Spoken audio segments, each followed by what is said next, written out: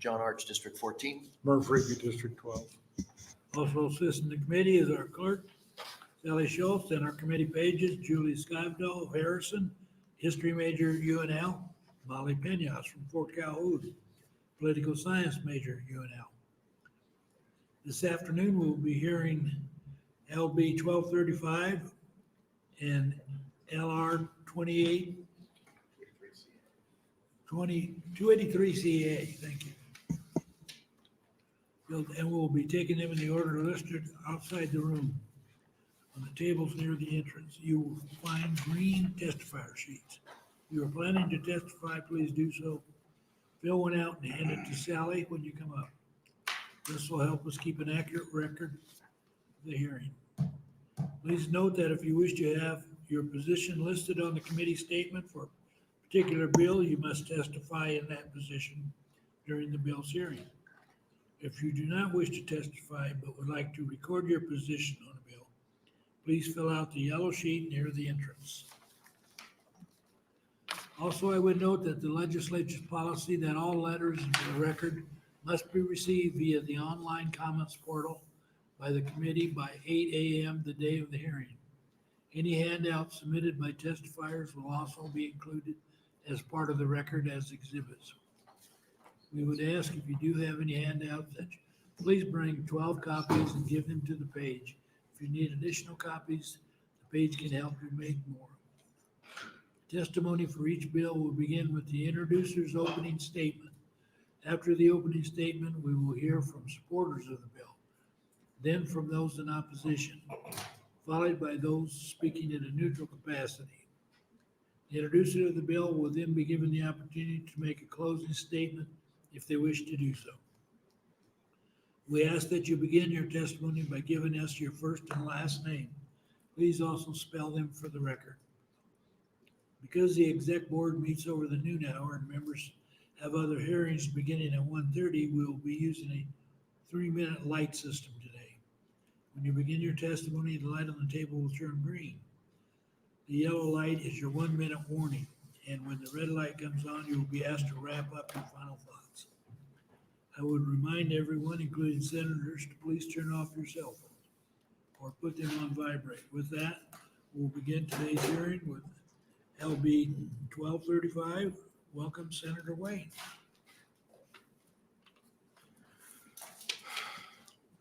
Good afternoon.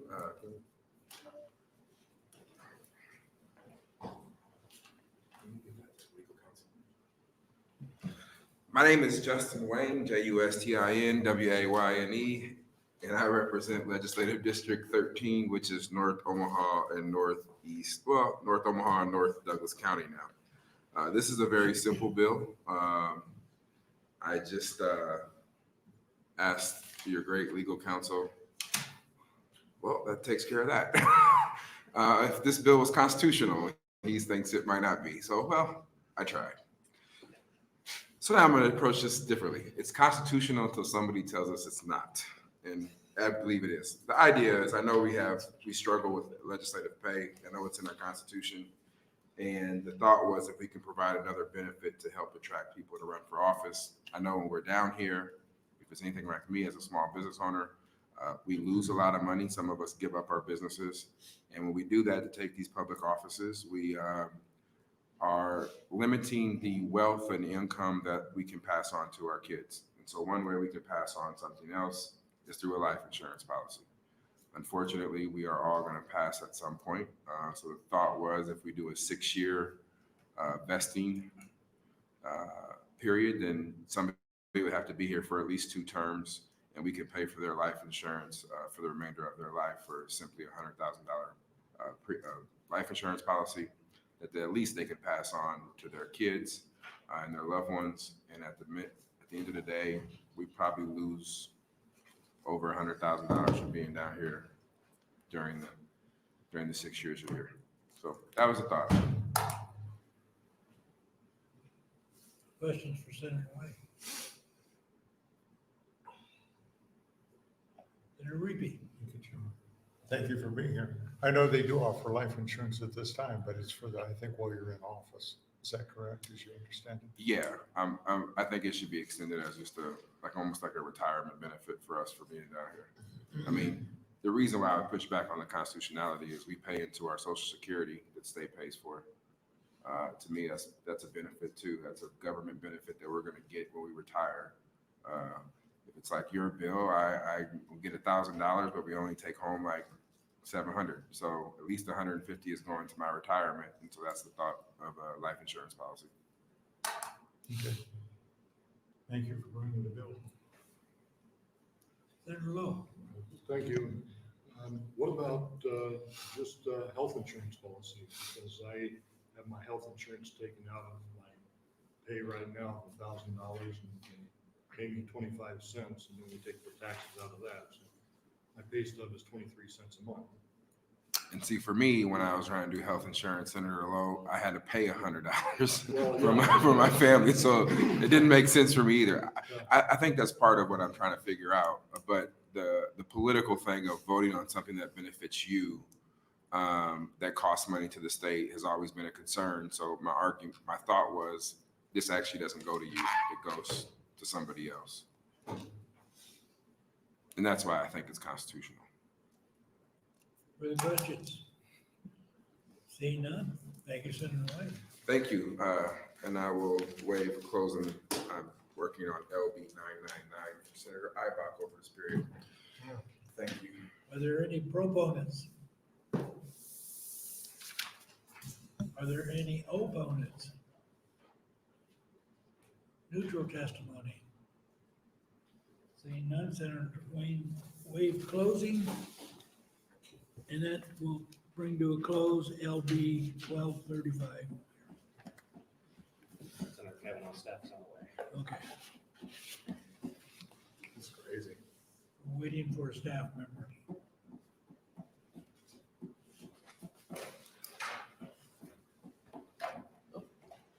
You're up, Margaret. We move quick around here.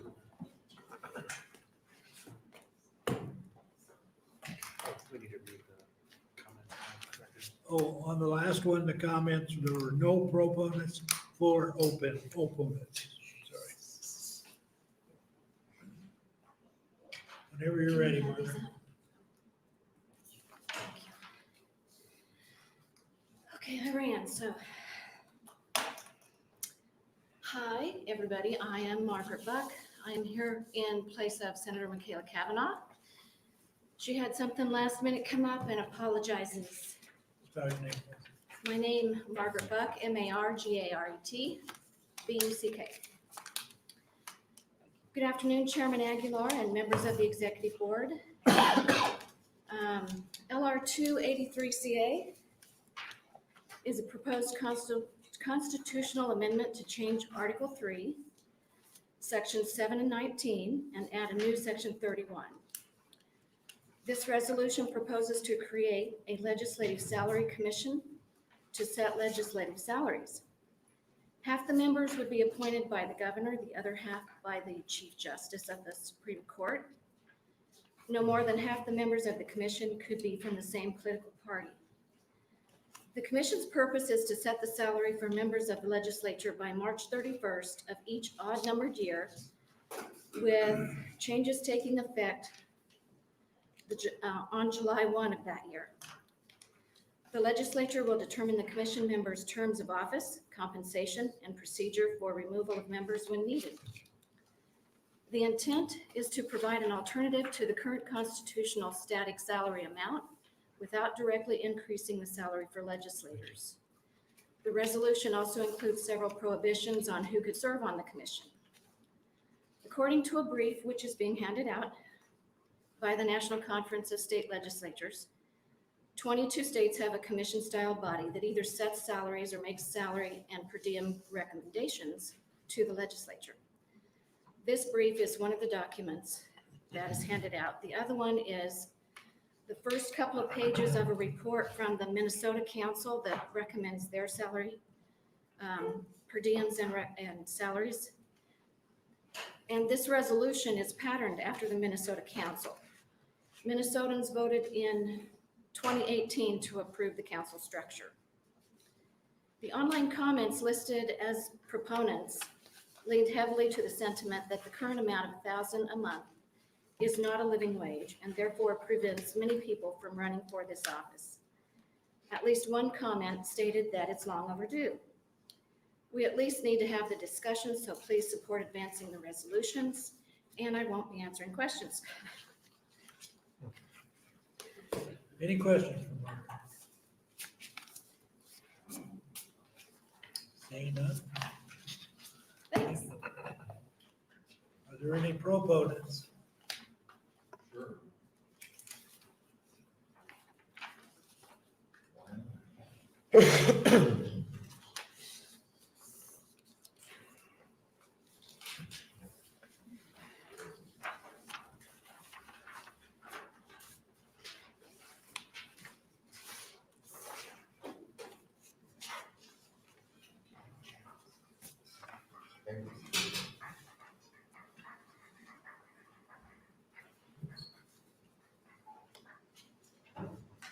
Good evening, good afternoon, everybody. My name is Joseph B. Winowitz, J-O-S-E-P-H-I-N-E, legal name Vincent, parenthetically, and then L-I-T-W-I-N-O-W-I-C-Z, the last name. And I'm in favor of passing this constitutional amendment because if upon the affirmative decision by the electorate for that, would be the latest, the latest attempt to basically include people that are purposely kept out from running. The wages are kept low. I'd like to run, but I tend to take a pay cut. This is, it's meant to keep out. I guess, I don't know, younger liberal, more liberal Democrats. That's just the way it is. That's a fact. So it'd be nice if we could increase the salary maybe to that of legislative aides, perhaps. That would be nice. And it would really be fair. Not that that really matters these days. By certain pods of people. But anyway, so that would be right on the money. Oh, and I said, never mind. So, have a good one. Questions? Testifier? Seeing none? Thank you. Toodles. Have a good one. Any other proponents? Any opponents? Neutral testimony? Seeing none, we had no ADA combination testimony, written position comments, 15 proponents, 5 opponents. Margaret, would you like to close? That closes the hearing. Motion to adjourn. Second.